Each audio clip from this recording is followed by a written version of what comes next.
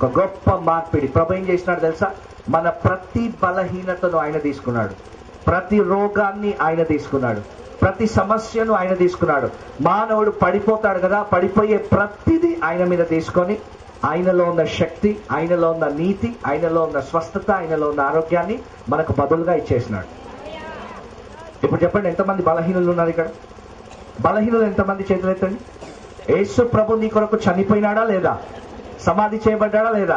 తిరిగి లేచినాడా లేదా? అయినా బలహీనుడు నువ్వు? చెప్పండి. ఇంకా బలహీనులా మీరు?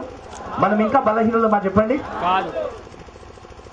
రెండు చేతులు ఎత్తి గట్టిగా చెప్పండి, నేను బలహీనుడను కాదు, నేను బలహీనుడను కాదు. I'm not a weak person, I'm not a defeated person. Hallelujah, hallelujah. ప్రభు మన కొరకు ఏం చేసినాడో అది తెలుసుకున్న ప్రతిసారి మనం ఎంత విలువైన వాళ్ళమో మనకు తెలుస్తూ ఉంటది. ఆమేన్, హల్లెలూయా. సో ఈ రాత్రి ప్రభు ఏం వాక్కుని మీతో పంచుకోవాలని నా మనసులో పెట్టినాడు తెలుసా? ఈ రాత్రి ప్రభు చూపించినాడు నాకు ఆత్మలో. నేను చూసినాను, ప్రభు ఆత్మలో నాకు ఇది బయలుపరిచాడు. ఈ రాత్రి మీ గురించి మీకు ఒక పిక్చర్ ఉంది, మీ గురించి మీకు ఒక అవగాహన ఉంది, మీ గురించి మీరు ఒక పటాన్ని చూస్తున్నారు. ఏం తెలుసా ఆ పటము? ఓకే, నేను రోగిని, ఈ రోగంలో చనిపోతా. నేను బలహీనుణ్ణి, ఈ బలహీనతలో నేను చనిపోతా. లేకుంటే నా జీవితం ఎప్పుడు మారదు. నీ గురించి నువ్వు ఒక పటాన్ని చూస్తా ఉన్నావు. ఈ రాత్రి నీ గురించి నువ్వు ఏమైతే పిక్చర్ చూస్తున్నావు కదా, దాన్ని ప్రభు మార్చబోతున్నాడు. నీ గురించి, నీ జీవితం గురించి దుష్టుడు ఏమైతే నీకు చూపిస్తా ఉన్నాడో దాన్ని దేవుడు మార్చబోతా ఉన్నాడు. ప్రజలు ఇప్పటిదాకా నిన్ను ఏమని ఏమని ఏమని ఏమని మాటలని నీకు ఆ పిక్చర్ క్రియేట్ చేసినారు కదా, అది దేవుడు మార్చబోతున్నాడు. మీ ఊరంతా కలిసి నేనేమేమైతే అన్నారో, ఏమైతే పిక్చర్ తయారు చేసినారో, ఏదైతే పట్టాన్ని మీ ముందు పెట్టినారో, ఇక ఈ ఫలానా వ్యక్తి అంటే ఇది అని, దాన్ని రాత్రి ప్రభు మార్చబోతున్నాడు. సేవకుల గురించి, వాళ్ళ పరిచర్యల గురించి ప్రజలు ఏమైతే పట్టాన్ని తయారు చేసి పెట్టినారో దాన్ని దేవుడి రాత్రి మార్చబోతున్నాడు. నీ బంధుమిత్రులు, నీ స్నేహితులు, నీ కుటుంబీకులు నీ గురించి ఏమైతే పట్టాన్ని పెట్టినారో దాన్ని రాత్రి దేవుడు మార్చబోతున్నాడు. ఈ రాత్రి నీ పిక్చర్ మారబోతా ఉంది. హల్లెలూయా. నీ గురించి ప్రజలకి చూపిస్తున్న ఆ పట్టాన్ని దేవుడు మార్చబోతా ఉన్నాడు. ఓకే, నిన్ను నువ్వు ఎట్లా చూసుకుంటున్నావో దాన్ని కూడా దేవుడు మార్చబోతున్నాడు ఈ రాత్రి. చేతులెత్తి గట్టిగా చెప్పండి హల్లెలూయా. మీ ఎన్నుకునే వారికి, ముంగటున్న వారికి, ఒక ఇద్దరికి లేక ముగ్గురికి చెప్పండి, నీ పిక్చర్ మారుతానని చెప్పండి. హల్లెలూయా, హల్లెలూయా. లేకుంటే వాళ్ళకి చెప్పండి, నీ సీన్ మారుతానని చెప్పండి. ఆమేన్, హల్లెలూయా. ఏదో యోసేపు జీవితంలో ఆయన జయం పొందడానికి కారణం ఏంటి తెలుసా మీకు? ఎంతమందికి యోసేపు తెలుసు? యోసేపు రాజు భాస్కర్ గారు కాదు. ఓకే, యోసేపు బైబిల్లో ఆది కాండంలో ఉన్న యోసేపు ఎంతమంది చదివినారు? ఆయన గురించి ఎంతమంది చదివిన బైబిల్? ఓకే, చదివితే మీకు ఆయన అంటే మీకు తెలుసు పరిచయం. ఓకే, ఆ యోసేపు ఆయన జీవితంలో ఏ శోధన వచ్చినా, ఏ సమస్య వచ్చినా కూడా జయించడానికి కారణం ఏంటి తెలుసా? దేవుడు ఆయనను గురించి ఆయనకి చూపించిన ఆ పటాన్ని ఎప్పుడు మర్చిపోలేదు. ఓకే, కొడితే మంచి కొట్టండి చెప్పట్లు, లేకుంటే కొట్టకండి. హల్లెలూయా, హల్లెలూయా. యోసేపు చిన్నవాడిగా ఉన్నప్పుడు దేవుడు ఒక పటాన్ని చూపించినాడు ఆయనకి, ఒక విజన్, ఒక దర్శనాన్ని చూపించినాడు. ఆయనని గురించి ఆయనకి ఒక పిక్చర్ చూపించినాడు. ఏం తెలుసు ఆ పిక్చర్ లో? ఈయన అందరికంటే పై స్థానంలో ఉండబోతున్నాడని, ఈయన అందరినీ ఏలబోతున్నాడని, ప్రపంచం అంతా ఈయన దగ్గరకు వస్తాడని ఆయన చూసినాడు. చూసిందా లేదా? చూశాడా లేదా?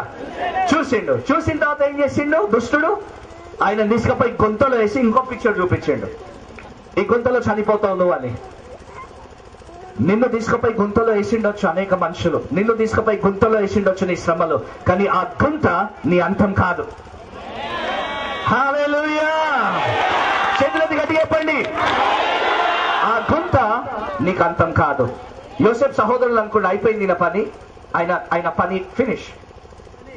ఆ గుంతలో నుండి మళ్ళా వాళ్ళే లేపినారు పైకి. ఆమేన్. ఆ గుంతలో ఉన్నప్పుడు కూడా యోసేపు, దేవుడు ఆయనను ఎట్లా చూస్తున్నాడో యోసేపు తనను తాను అట్లాగే చూసుకుంటూ ఉన్నాడు. హల్లెలూయా, హల్లెలూయా. లేదు, ఈ గుంతలో నేను చనిపోను, ఈ గుంతలో నేను నాశనం అయిపోను. దేవుడనే యెహోవా నాకు చూపించినాడు.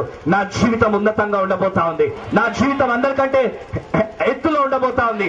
నేను ప్రపంచమంతటికి దీవెనకరంగా ఉండబోతున్నాను అని తనని తాను చూసినాడు. దేవుడు చూపించింది నమ్మినాడు. హల్లెలూయా. ఎంతో మంది మన గురించి రకరకాలైన పిక్చర్స్ చూపిస్తుంటారు, రకరకాలైన పటాలు చూపిస్తా ఉంటారు. వీడు చెడ్డోడు, వీడు మంచోడు కాదు, వీడు అదే. కానీ ఈ రాత్రి దేవుడైన యెహోవా అవన్నిటిని ఆయన రక్తంతో తుడిసి ఆయన నీ గురించి ఏమనుకుంటున్నాడో నీకు చూపించబోతున్నాడు.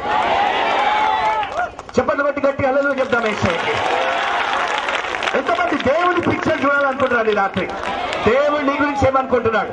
లోకం ఏమనుకుంటుందా? ఎవరికి కావాలా? Hallelujah. What God is showing about you, you will see today. ఈ రాత్రి దేవుడు నీ గురించి ఏం చెప్తున్నాడో అది నువ్వు చూస్తావు.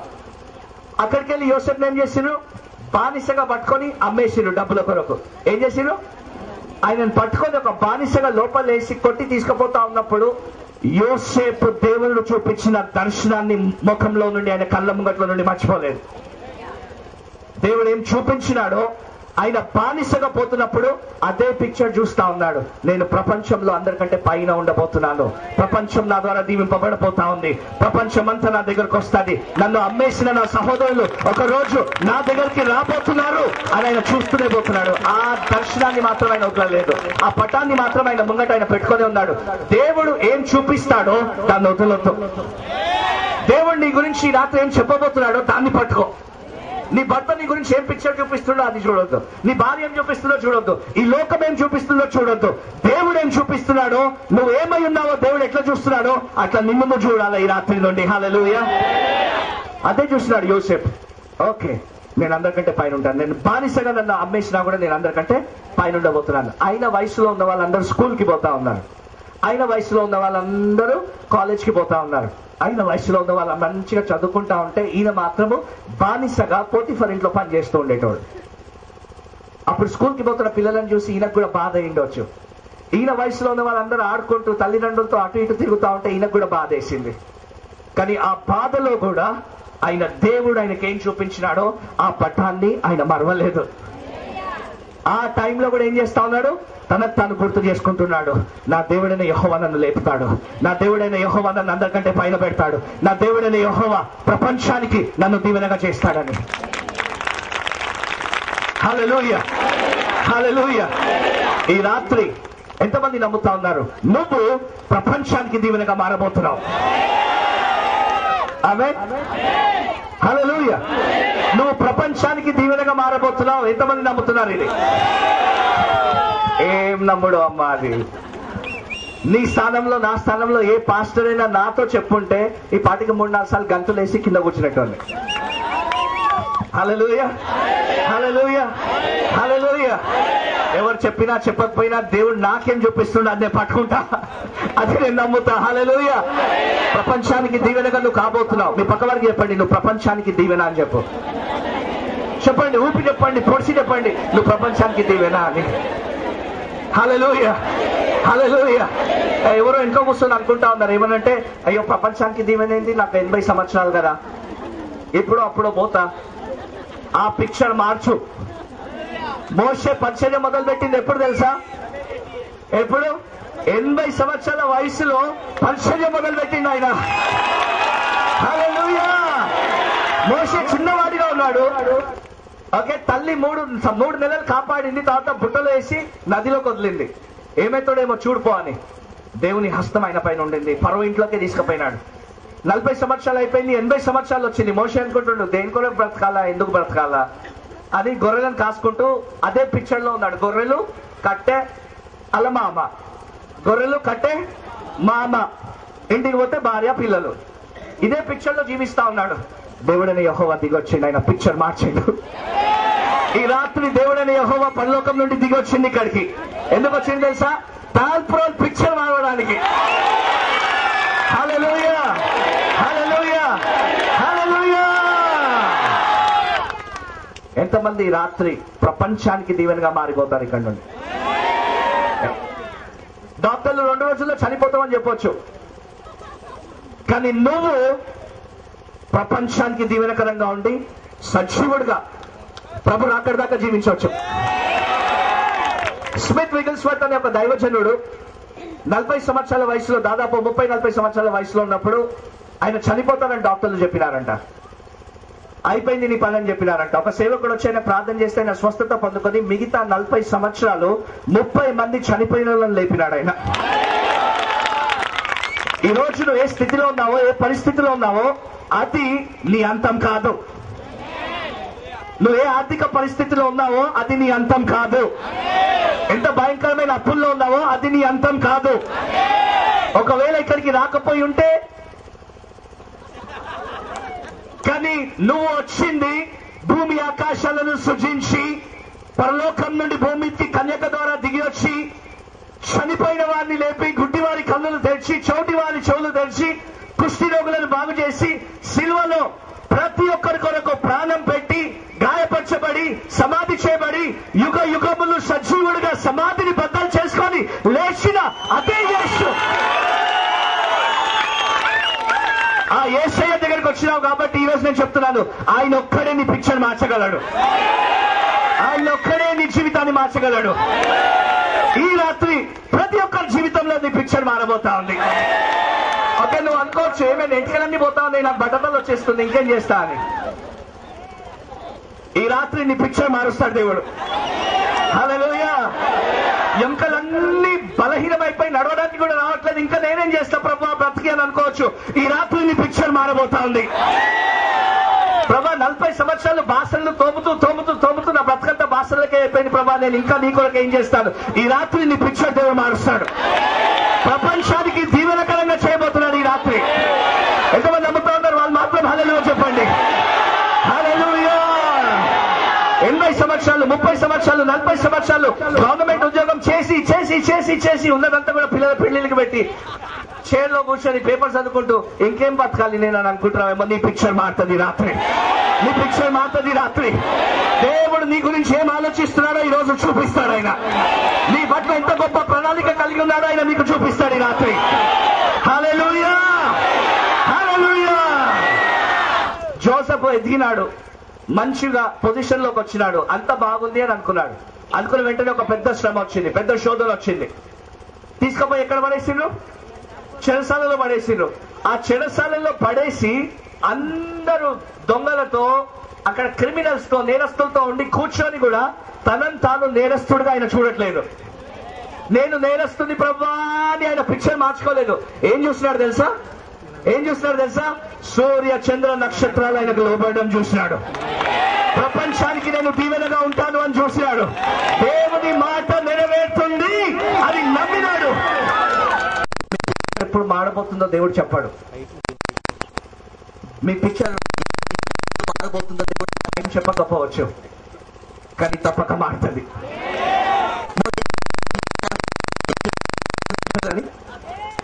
చెప్పలేదు, మోషేకు కూడా తెలియదు. కొన్ని క్షణాలలో ఇజ్రాయెల్ దేశంలోనే అందరికంటే గొప్ప ప్రవక్త కాబోతున్నాడని. గాడిదలను వెతుక్కుంటూ పోయినాడు. ఎక్కడికి? గాడిదలు. నాకు గాడిదలు కావాలా. ఏం చేస్తున్నాడు ఆయన? ఆయన మనసులో ఉందంతా ఏంటి? ఆయన గురించి ఆయనకున్న పిక్చర్ ఏంటి? గాడిదలు పోయినాయి, ఆ గాడిదలు తెచ్చాలా. ఏమనుకుంటుండ ఆయన? చెప్పండి గట్టిగా. గాడిదలు. ఏం కావాలి ఆయనకి? ఏం కావాలా? తిరిగిండు, గాడిదలు దొరకలే. గాడిదలను వెతకడానికి పోతే దేవుని పిక్చర్ వేరేగా ఉంది ఆయన పక్షాన. ఒక ప్రవక్త కలిసిందండి. ఆ ప్రవక్త అన్నాడు, నువ్వు ఇజ్రాయెల్ రాజు అన్నాడు. ఆయనకి కొంచెమైనా టైం ఉండిందా అది అర్థం చేసుకోవడానికి? తెలుసా ఆ సమయంలో అట్లా జరగబోతుందని? ఇజ్రాయెల్కి రాజులే లేరు, మొట్టమొదటి రాజు అయిపోయినాడు ఆయన. ఈ రాత్రి నేను ఒకటి చెప్తున్నాను మీకు, ఏ క్షణమో ఏ మూమెంటో అది తెలియదు, కానీ నీ జీవితం త్వరలో మారబోతావు. నువ్వు ప్రపంచానికి దీవెనగా మారబోతావు. ఎవరు ఏమన్నా కూడా, ఎవరు ఎన్ని మాట్లాడినా కూడా దేవుడు నీ గురించి ఏం ఆలోచిస్తున్నాడో అదే జరుగుతాడు. చేతులెత్తి గట్టిగా హల్లెలూయా చెప్పండి. హల్లెలూయా. ఎన్ని సమస్యలు వచ్చినా, నిన్ను గుంతలో వేసినా, దేవుడు నీ గురించి ఏం చెప్తుండో అది కళ్ళల్లో పెట్టుకో. కళ్ళలో వేసినా దేవుడు నీ గురించి ఏం చెప్తుండో అది కళ్ళల్లో పెట్టుకో. లోకమంతా నీకు వ్యతిరేకంగా నిలబడి ఏం మాట్లాడినా దేవుడు నీ గురించి ఏం చెప్తుందో అది కళ్ళల్లో పెట్టుకో. ఆమేన్. హల్లెలూయా. గిదియోను భయంకరమైన సమస్యల్లో ఉన్నారు. ఇశ్రాయేలీయులందరూ కూడా భయంకరమైన సమస్యల్లో ఉన్నారు. ఎవరు విడిపించడానికి లేరు. గిదియోనేమో చాలా బలహీనుడు, పిరికివాడు. పోరాటము కొట్లాట అంటే అసలు ఇష్టం ఉంటుంది ఆయనకి. బోల్డ్నెస్సే లేదు, ధైర్యమే లేదు గిదియోన్కి. పిరికివాడు, ఎక్కడో కూర్చొని ఉన్నాడు. దూత దిగొచ్చింది ఒక మధ్యాహ్నం. ఒకరోజు దూత పరలోకం నుండి దిగొచ్చి దూత గిదియోన్ని చూసి ఏమన్నది తెలుసా? ఏమన్నది? బలాఢ్యుడా, పరాక్రమశాలి అయిన వాడా, లేవు యుద్ధం చేయన్నది. అప్పటిదాకా గిదియోన్ తన గురించి తాను ఏం చూస్తా ఉన్నాడు? నేను బలహీనుణ్ణి, ఎవడైనా తంతే కింద పడిపోతా కానీ, ఎవడైనా ఉమ్మిస్తే తుడుచుకొని పోతా కానీ యుద్ధాలు నాతో చేత కావు. నా కుటుంబం అట్లాంటిది కాదు. నేను చాలా మంచి కుటుంబం, చదువుకున్న కుటుంబం, గొడవలు పెట్టుకోము, ఎవరిని పనులంటే మాట అనము, తింటే పనులు తింటాం, కొడితే దెబ్బలు తింటాం. ఆ టైప్ లో మాట్లాడుతుండే ఆయన. దూత వచ్చి ఎట్లా చూసింది ఆయనని? ఏం చెప్తుంది దూత? పరాక్రమము కలిగిన బలాఢ్యుడా, లేవు, ఇజ్రాయెల్ ని విడిపించే సమయం వచ్చిందన్నాడు. హల్లెలూయా. అప్పుడు ఆయన షాక్ అయ్యిండు. నేను బలాఢ్యుడిని ఏంది, నేను కొట్లాడటం ఏంది, నేను ఇజ్రాయెల్కు విడిపించడం ఏంటి ప్రభా అని 3-4 సార్లు దేవుణ్ణి విసిగించిండు. ఆ 3-4 సార్లు లేక 2-3 సార్లు అయిపోయిన తర్వాత అప్పుడు ఆయన మనస్సులో ఒక అద్భుతం జరిగింది. తనను తాను ఎట్లాగైతే చూస్తా ఉన్నాడో అది ఆపేసి దేవుడు ఆయనను ఎట్లా చూస్తున్నాడో చూడడం మొదలు పెట్టినాడు. అప్పుడు వచ్చింది పరాక్రమశాలి, ధైర్యము, శక్తి, ఆ మహిమ. 300 మందిని తీసుకుపోయి యుద్ధాన్ని జయించినాడు. ఈ రాత్రి దేవుడని యెహోవా మిమ్మల్ని చూసి ఏమంటున్నాడు తెలుసా? పరాక్రమము కలిగిన బలాఢ్యుడా, పరాక్రమము కలిగిన బలాఢ్యురాలా, లేవు నా కొరకని ప్రభు సెలవిస్తా ఉన్నాడు. మీరు బలహీనులు కాదు, మీరు ఓడిపోయేవారు కాదు. మిమ్మల్ని ఓడిపోవడానికి ప్రభు మీ కొరకు ప్రాణం పెట్టలేదు, లేవనెత్తడానికి, ప్రపంచానికే దీవెనగా చేయడానికి ఆయన నీ కొరకు రక్తాన్ని కాచినాడు. నువ్వు పక్కలో చెప్పండి, నువ్వు ప్రపంచానికే గొప్ప దీవెన అని. నువ్వు ప్రపంచానికే గొప్ప దీవెన. మీ ఇద్దరు ముగ్గురికి ఎంతమంది చెప్తారో చెప్పండి, ప్రపంచానికి నువ్వు దీవెన, ప్రపంచానికి నువ్వు దీవెన, ప్రపంచానికి నువ్వు దీవెన. చెప్పండి యేసు నామములో. హల్లెలూయా, హల్లెలూయా, హల్లెలూయా, హల్లెలూయా. ఎంతమంది నమ్ముతా ఉన్నారు మీరు ప్రపంచానికే గొప్ప దీవెన అని? గిదియోన్తో అన్నాడు, గిదియోన్ నీ పిక్చర్ మార్చుకో. నీకు బలహీనుడు ఈ పోరాటం రాదని అనుకోకు. నేను నిన్ను లేపుతున్నా, నేను నీతో ఉంటా, నువ్వు పోరాడతావు, నువ్వు జయిస్తావు. ఆ పిక్చర్ మారిన వెంటనే దేవుడు ఆయన ఎట్లా చేయాలనుకుంటూ అట్లానే అయినాడు ఆయన. ఇప్పటిదాకా సాతాను మీతో ఏం చెప్పినాడు తెలుసా? నువ్వు పాపివి, నువ్వు నీతిమంతుడు కాదు, నువ్వు తెల్ల బట్టలు వేసుకో.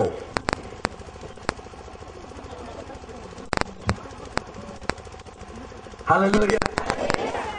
దేవుడు నిన్ను ప్రేమిస్తలేడు.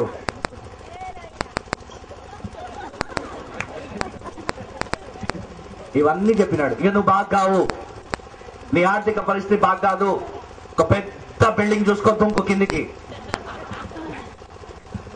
లేదంటే ఒక పెద్ద బస్సు చూసుకో దాని కింద పడుకో. This is all the lies of the devil. దేవుడు నీకు రక్తాన్ని చిందించింది, నీకు ప్రాణం పెట్టింది నిన్ను చంపడానికి కాదు. యేసయ్య అన్నాడు, నేను సమృద్ధి అయిన జీవాన్ని ఇవ్వడానికి వచ్చిన, మరణాన్ని కాదు. దయ్యం వస్తాడు చంపడానికి, హత్య చేయడానికి, దొంగలించడానికి. యేసయ్య వచ్చింది గొర్రెలకు జీవాన్ని ఇవ్వడానికి. ఆ జీవం ఎట్లా ఇవ్వడానికి? సమృద్ధిగా ఇవ్వడానికి. మీ పక్క వాళ్ళతో చెప్పండి, నీకు సమృద్ధి జీవం ఉందని చెప్పండి. You have abundant life before you. సమృద్ధి అయిన జీవం నీ ముందున్నదని చెప్పండి. హల్లెలూయా, హల్లెలూయా. 2 చేతులు ఎంత గట్టి హల్లెలూయా. ఎంతమంది జయించేవారు ఉన్నారు ఈ రాత్రి ఇక్కడ? ఎంతమంది ప్రపంచానికి దీవెనగా ఉండేవారు ఉన్నారు ఇక్కడ? ప్రపంచాన్ని కదిలించేవారు ఎంతమంది ఉన్నారు ఈ రాత్రి? హల్లెలూయా, హల్లెలూయా, హల్లెలూయా, హల్లెలూయా. ఈ రాత్రి ఆత్మలో ఒక ఎనర్జీ ఐఎమ్ ఫీలింగ్. దేవుని శక్తి వేవ్స్ లాగా ఇట్లా గాలిలో కూడా దేవుని శక్తి పనిచేస్తా ఉంది ఈ రాత్రి దేవుడు నిన్ను తాకబోతున్నాడు. హల్లెలూయా. దేవుని మహిమ నిన్ను తాకబోతా ఉంది. ఖాళీ కొండలు నిండి పొర్లి పారబోతున్నాయి. హల్లెలూయా. ముసలి వారు ఎముకలు బాగా అదే జుట్టలు ఒకటేసారి యవనస్తులుగా మారుతారు ఈ రాత్రి. యవ్వన బలం తిరిగి పొందుకుంటా ఉంది. హల్లెలూయా, హల్లెలూయా. ఎంతమంది నమ్ముతున్నారు ఈ రాత్రి దేవుడు అది చేయబోతున్నాడని? పిక్చర్ మార్చు, అవే ఛానల్ మార్చు, అవే ఎంతమంది మారుస్తారు? ఇప్పటిదాకా నిన్ను ఎట్లా చూసుకున్నావు? ఒక పెద్ద కణితి కడుపుకి, ఓకే, కన్ను గుడ్డి, పళ్ళు ఊడిపోయి ఇట్లనే బతుకుతా నేను ఇక. లేదు, దేవుడు నిన్ను ఆరోగ్యంలో, ఐశ్వర్యంలో, ఆశీర్వాదంలో పెట్టి సమృద్ధి అయిన జీవము జీవించడానికి వెళ్ళ చెల్లించేసినాడు ఆయన. హల్లెలూయా, హల్లెలూయా. ఏం చేసినాడు? వెళ్ళ చెల్లించేసినాడు. ఇంకో విషయం చెప్పి నేను ముగిస్తా. గిదియోను దేవుడు చూపించిన పిక్చర్ చూసినప్పుడు ఆయన లేచి దేవుని కొరకు వాడబడ్డాడు. ఏం చేసినాడు? దేవుడు నువ్వు బలాఢ్యుడివి అంటే ఆయన నమ్మి బలం పొంది అది చేసినాడు. దేవుడి ద్వారా వాడబడ్డాడు. 12 మంది ఇశ్రాయేలీయులను మోషే పంపించాడు. పోయి ఏమన్నాడు? వాగ్దాన భూమిని చూసి రాపండి పోయి అని. స్పైస్ లాగా పోయి చూసిరాండి, అందరు చూసిరాండి పోండి. కొన్ని రోజులు అయిన తర్వాత 10 మంది వచ్చిండ్రు. వచ్చి ఏం చెప్పిండ్రు తెలుసా? ఆ భూమి బాగుంది, పాలు తేనెలు ప్రవహించే దేశమే అది, కానీ అక్కడ శత్రువులు మనకంటే పెద్దోళ్ళు, చాలా పెద్దగా ఉన్నారు అని మొత్తం ఇజ్రాయేలీయుల మధ్యలో అంతా కూడా ఏం రిపోర్ట్ చేసినారు? ఏం చెప్పినారు? అబద్ధపు, అవిశ్వాసపు మాటలు చెప్పేసినారట. మాటలు చెప్పేయగానే మొత్తం అందరూ ఏం చేసినారు? కృంగిపోయి విశ్వాసాన్ని కోల్పోయి ఏడవడం మొదలు పెట్టిండ్రు. మోషేని దేవుని దూషించడం మొదలు పెట్టిండ్రు. అప్పుడు దేవునికి కోపం వచ్చింది. ఏమైంది? దేవునికి కోపం వచ్చింది. దేవుడు చాలా కోపం కలిగినాడు. ఆ సమయంలో అన్నాడు, వీళ్ళలో ఒక్కడు కూడా వాగ్దాన భూమికి చేరాడు అన్నాడు. కాలేబు, యెహోషువ తప్ప. ఎందుకంటే వాళ్ళిద్దరే చెప్పింది ఏమనంటే, నిశ్చయంగా యెహోవా ఈ దేశాన్ని మాకు ఇచ్చినాడని నమ్మినారు వాళ్ళు. దేవుడు ఎందుకు తెలుసా ఇద్దరిని వాగ్దాన భూమిలో బోధించినాడు, వేరే వాళ్ళందరినీ తీసేసినాడు?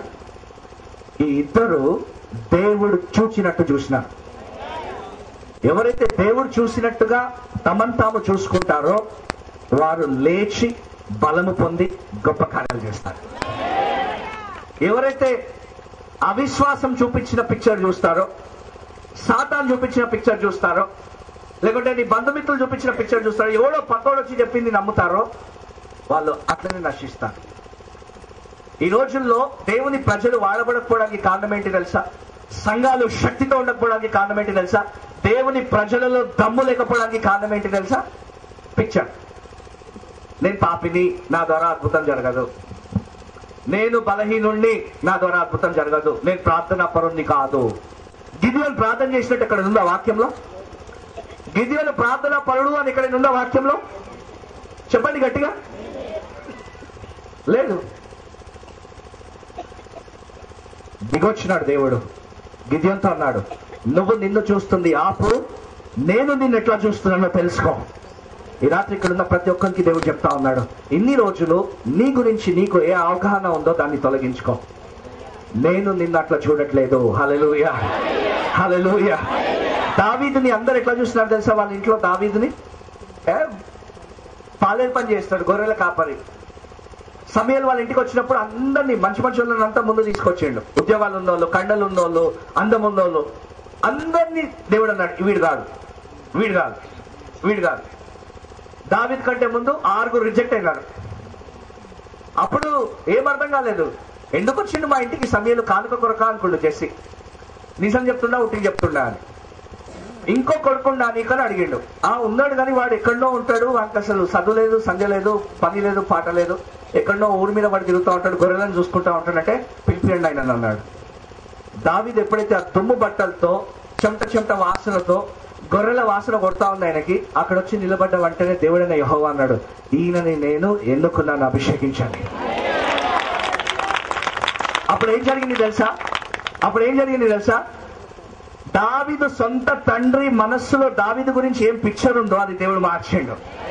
ఈ రాత్రి నీ కుటుంబీకులు నీ పట్ల ఏమి దర్శనాన్ని కలిగి ఉన్నారో, ఏం పిక్చర్ కలిగి ఉన్నారో అది మారుతుంది. ఇప్పటిదాకా అందరూ ఏమనుకోవచ్చు, మా ఆయన పనికిరానుడు, మా ఆవిడ పనికిరాంది, మా పిల్లలు పనికిరాలు, లేక పిల్లలు అనుకుంటుండొచ్చు తల్లిదండ్రులు, మా తల్లిదండ్రులు పనికిరాను. ఈ రోజు పనికిరాదు